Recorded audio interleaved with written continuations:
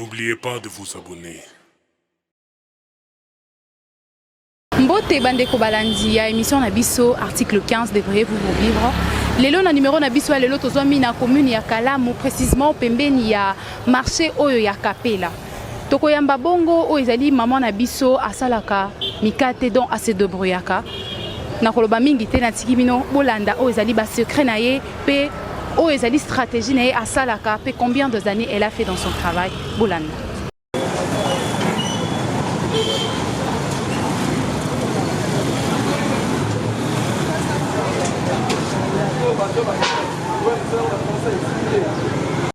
Mami, elle est Katia.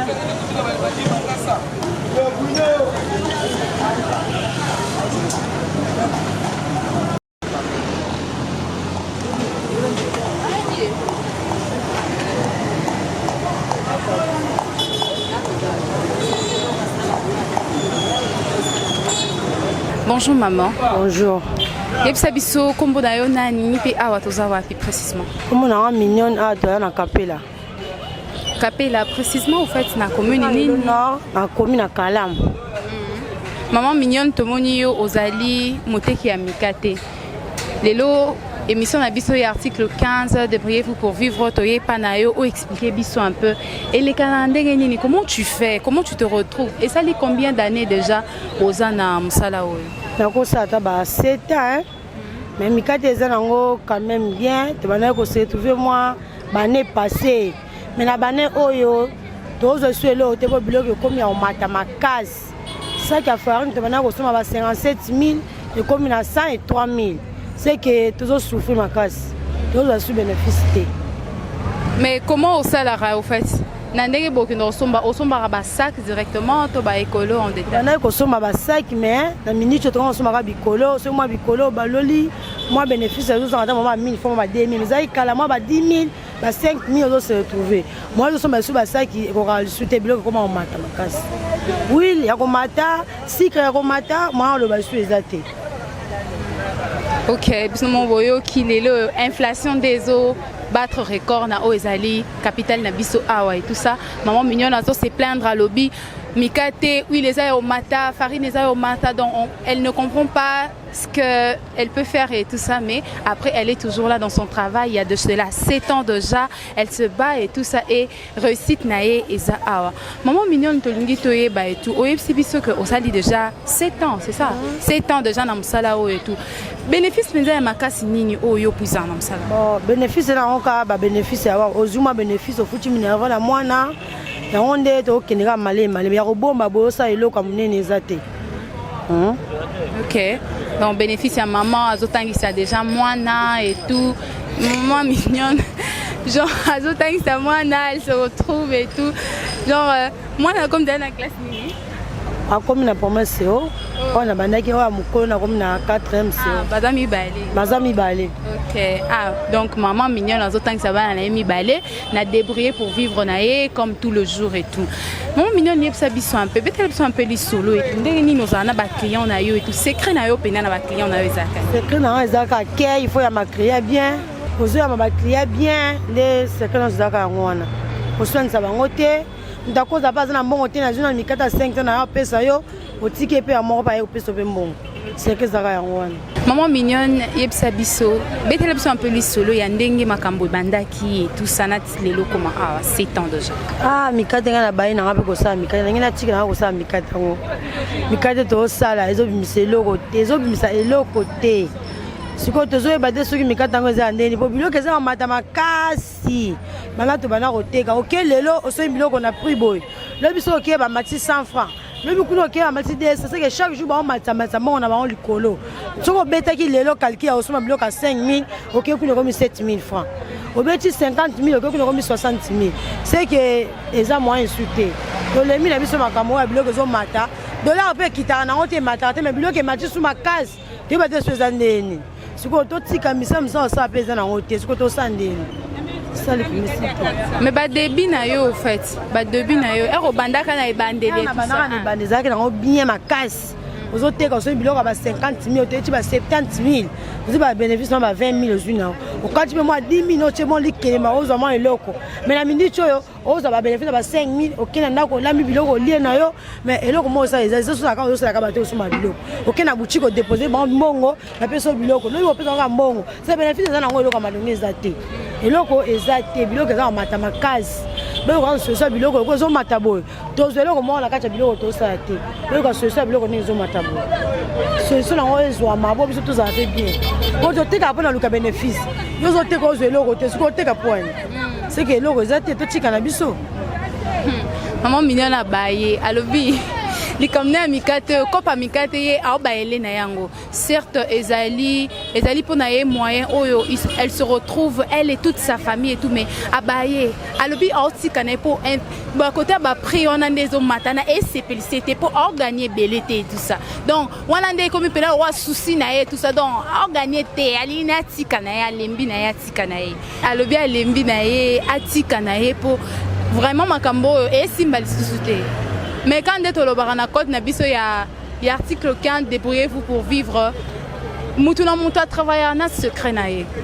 Moutouna moutoua azana na moi hein, ou eza manière na épée stratégie na à salelaka. Oh maman mignon na épée biso aliboso. Yezali molende donc elle a persévéré pendant 7 ans, bien que il y a des difficultés qu'elle rencontre. Peut-être à mon ango kakalelo mais depuis le tout début peut-être ezala qui peut moi associer Mike mais tellement ce qu'on a commis makasi et tout a commis qu'on remarque ango alobi alembi na yatika ango donc esimba sute stratégie et kota sute et tout ça maman mignon ce qui mutu azana posa yako sala oiza musala na yo et tout conseil nini yo kopesa bon na pesa conseil ezaka akanga mutema koso lo olinyango musa olinyango il faut okanga mutema po sala ngo eza makambo be na bamikate oyo na ko ebisa o bataka levure boye bataka pati boye beta pati air boye yo beti air ngana lobaki te biloko na o ebebi ekoma nini ngana boye ko lakisa yo yango mo air mo pe na koma na ko boye ko lakisa bato ko sa mikate na lakisa bato ko sa mikate loso mingi ba bebi sa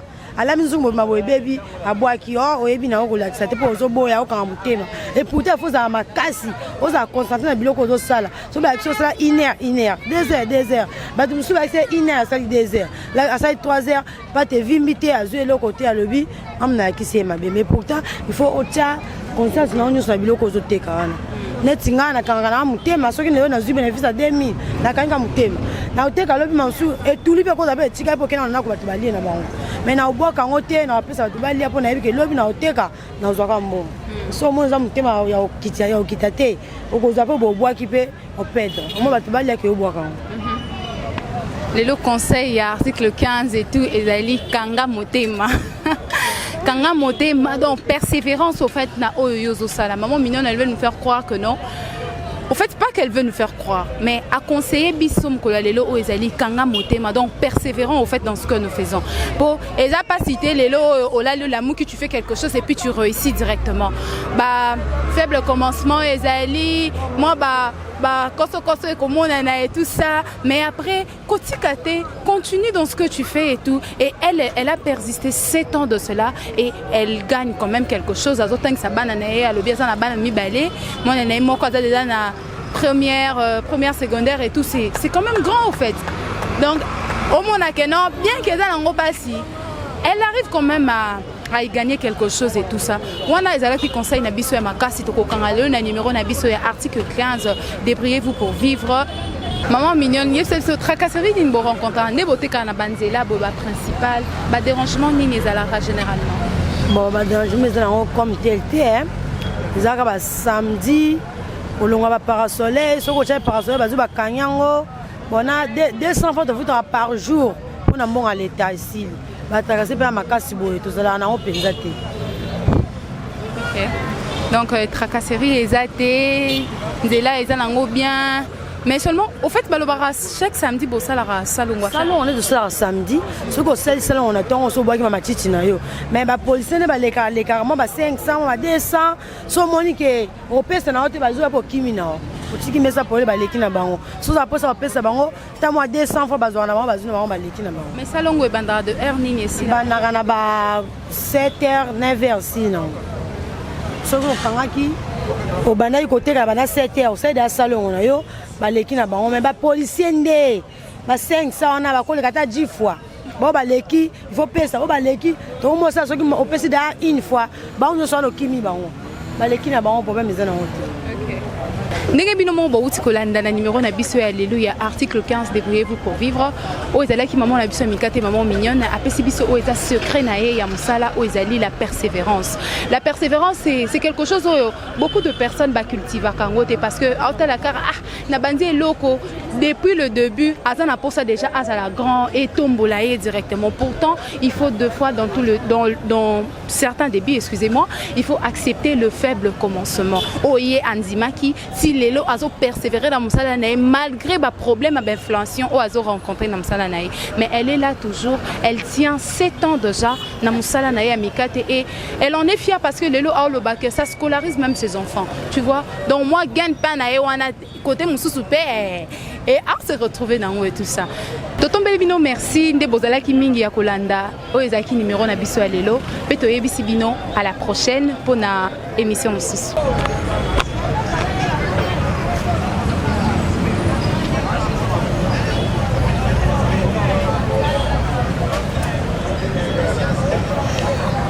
Moi j'ai pris aussi.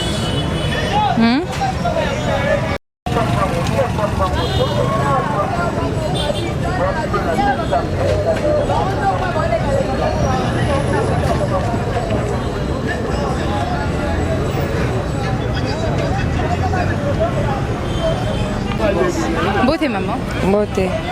Maman kombo na yo nani pe awa toza précisément wapi?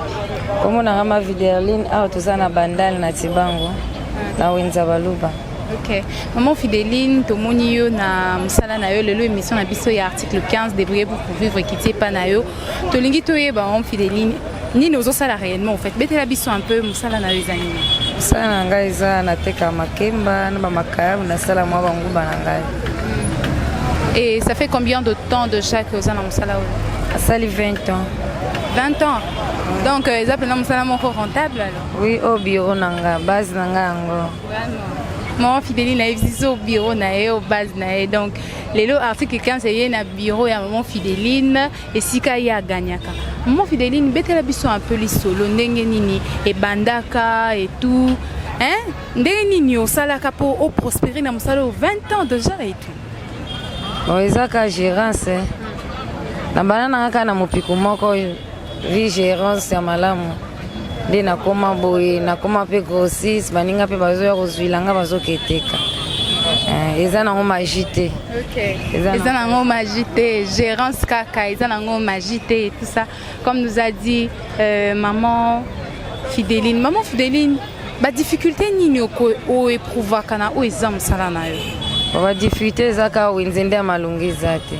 Tozo déclarer ka ba wenze ba policier ko déranger trop bituka yokoleka ba kokanga biloko donc souffrance ozana ngonde yango wana bazo mener biso vie dire mais bazo bongisela biso ba wenze te biso peto banozonga so baloki na 10h na 11h tozonga po ba wenze zana ngote pour difficulté tozana ngonde yango wana.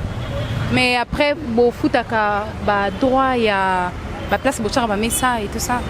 Oui, ba droit ezali oko utaka kuna te na zamba uyiko kwea puisque za l'état batike futa maka mange ko benga na bango me batike futa maka nango ba droit pe ba kolo mapango pembeni bazali ba droit futa maka. OK, maman Fidéline a lobby difficulté na e ezali kaka complication ya wenze moi ba souci mike ba ko déranger ye na musala na ye na oza bureau na ye tout ça. Donc elle sait vraiment pas bien travailler. Moi ba dérangement mike wana et tout. Maman Fidéline, secret na na musala oyo ezani vraiment. Secret eza kaka kozala ka propre. Na ko respecter bureau na yo yango wana ka. Et accueil na yo na ba acheteur na yo ba client na yo ezala rendre de fois. Non, naza penza client. Donc vraiment ko ba yebi donc sote côté mika na wenze. Enka mama makemba. Donc yo moko mona ka leader. Makemba yo idangana makambo ebele na ana bana, naza mère, naza jeune fille te. Ko ba jeune fille musomo na sokati kabelo moya kalinga makemba na coin. Exact. Kana bana nanga liboso aza na 5e. Année prochaine à représenter au salle examen d'état donc faut qu'on débrouiller kaka boye tokotala kaka mibali te so mobali lelo avandi abeli misi kaka donc moi soutien quelque part mpo bamama eza batala kaka kabelo te kabelo ya eloko te evandaka na motu me libumu faut kolukelango. Faut qu'on épaule papa, comme le dit dans la Bible, aide semblable en fait. Mais maman Fidéline a ça là. Cause la carte que non, papa paie ça et tout ça et tout. Mais maman Fidéline, conseil ni no paie ça en gros, genre hein? Conseil pénal en général au couper ça ba oyo. Bazana nandaku, bato ça l'autre ou bien ba o bazana ba idée. Ya ko banda elo comment mais nan penza ba se mettre te que na ba projet na bango que non ate kata makemba et tout conseil ni au couper ça ba ngoso ba ça la pelle quoi. Bon, côté que ezala na magité. Ngana banga na mbongo wenze mutapesa nga fond azate. Ba pesa mbongo wenze lelo mwa 2000 mwa 1000 fozo mwa 500. Si trouver na mwa 5000 na mwa 10000. Au bandi cop. Kozela teka o na banque to comme député pour banda oteka te kozela financement mutu te gérance ka yo moko muke obimi coin pour sunga bana na ona mobali na eza na grave te. Maman Fidéline siko o kena kosala ba provision na yo wapi réellement et tout yebisa biso to on a kena osala on a matadi kibala des fois pe na tinda ba collègue na nga ba voyager ka ba sombelinga ba matsa mutuka nga na futia. Et bah difficulté ni de fois pour rencontrer na ba chana bino de bosala kai ba difficulté za ka ba dérangement il ka ba policier ko kanga biso na mituka makemba bosale lokoto charge leki oh donc oluka ka motifu moko ba kanga bino bo bimisa mbomba difficulté donc eza kaka kimia kande ezate. Mais makemba au fait balobaraso ki o chango na chaleur mingi et bebaka. Comment tu fais pour conserver yango et tenir plus longtemps? Bon, ce que tu as na chaleur et beba, yango pe lukaka chaleur. Donc yomoko foye bakaka. Quantité au nocha ezo chaleur na ote kango tant de jours. Au déborder te na vente non ndenge zalaka. Na winze na. Sondo leki sozo yeba ndenge ya ko gérer biloko no tende beba. Lokolanga biloko no za sika biloko na suma banda mardi passé. Les deux ans mercredi mais ça ka fraîche. Il faut que conserver biloko na. Donc maman Fidéline a rencontré ba souci que non makemba baby et Koufi. Bon, on a rencontré nango te pour na négligence na musala te. Na zo musala nanga en valeur. Moi na baby sa biloko ezate. Maman Fidéline bino moko bolandi alobi azoka musala na ye en valeur. Donc pour na ye aucun débat il y a pas de sous-métier. Donc il y a amitié pena donc oh ils habillent à tiens pena na motema et tout et elle se donne tout son temps, elle donne tout son temps disons, elle donne tout son temps et elle se donne vraiment de tout son cœur aussi pour na côté ka et kosunga oh ezali libota na e oh ezali kinde lokola conseil ya lelo et tout ça. Autolanda qui de lelo et pas maman Fidéline apesi biso oh ezali ba clé oh ezali ba considération oh yazala na musala na e. J'ai même dit ça que moi personnellement au fait et était ingaye et tout pour moto a bandi na wa lobby a bandi na fond moko moto ko considérant go insignifiante akolo ba que non ngai na ozela kaka ba grande somme de montant et tout ça et kokota et tout ndé na ko banda commerce nanga mais elle n'a pas attendu quand na mo bambongo na wendi mike et tout ça elle a su se battre et aujourd'hui elle s'est dit être grossiste et elle a fait 20 ans na musala na ye. Elle sait prendre soin de sa famille, épauler son mari et tout ça et scolariser ses enfants. En tout cas, la émission a vu à article 15 débrouillé pour vivre. Tout le jour, on rencontre que de gens oyo bazo pe sabiso oyo ba expérience ya sika pe ya sika na misala o bango basala ka na ndenge bango ba bimaka na ba kayu na bango ba betaka ya au jour le jour pour na ko se débrouiller na famille. Bozalaki mingi ya kolanda biso lelo to tombeli bino mukolo malamu pe. Merci. N'oubliez pas de vous abonner.